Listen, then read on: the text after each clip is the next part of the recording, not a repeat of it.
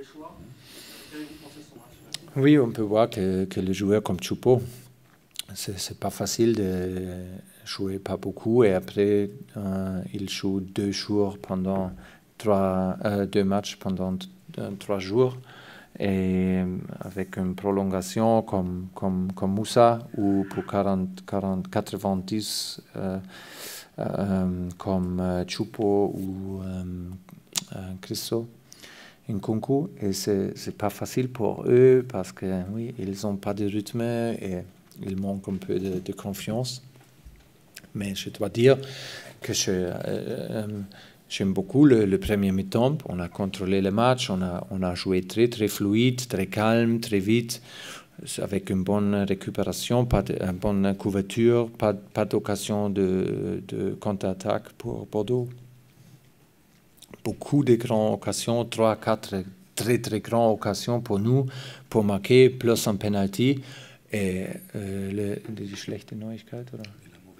La mauvaise nouvelle était, c'est seulement 1-0.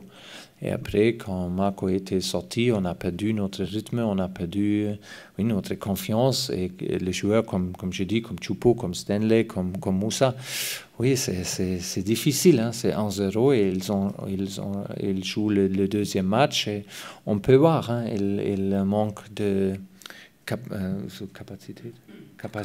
capacité de jouer.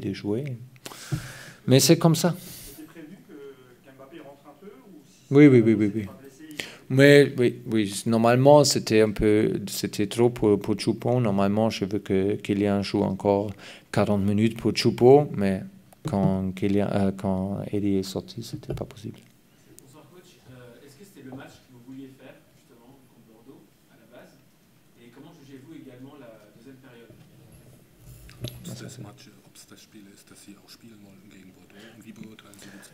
Le premier mi-temps, clairement oui. C'était excellent de nous, très fluide, très dominante, avec une bonne possession, très vite, très simple, avec de bons mouvements. Et c'était très bien, comme je dis, avec des grandes occasions. Et le deuxième mi-temps n'était pas bien. Et on a perdu trop de ballons, on a perdu confiance, on a perdu notre structure. C'était pas bien, c'est clair. Pour revenir sur la situation de Vincent Cavani, on est à 3 jours du match. Est-ce que vous préparez déjà des plans B? Est-ce que vous avez déjà un plan B ou un plan C? Mais il y a beaucoup de plans B maintenant, hein, avec un sans Ney, peut-être sans Marco, peut-être sans Eddie. Nous avons un plan D. Hein. Et je ne peux pas penser pour beaucoup de plans en avant. Non, on doit analyser Manchester, on doit rester confiant et calme. Normalement, mon avis est absolument clair. Pour un match contre Manchester, pour un match contre Liverpool, l'étoile rouge, tu as besoin de tes joueurs clés, avec confiance, avec expérience, avec qualité, qui sont habitués à jouer ce match, qui sont habitués à jouer les grands matchs avec les pressions, qui sont habitués de contrôler la pression, damit umzugehen, de gérer la pression. Mais si 2 ou 3 joueurs clés ne sont pas là, c'est notre responsabilité de trouver des solutions. C'est super difficile. Si on joue avec notre meilleure équipe, c'est un grand défi. Si on manque beaucoup de joueurs clés, c'est plus grand.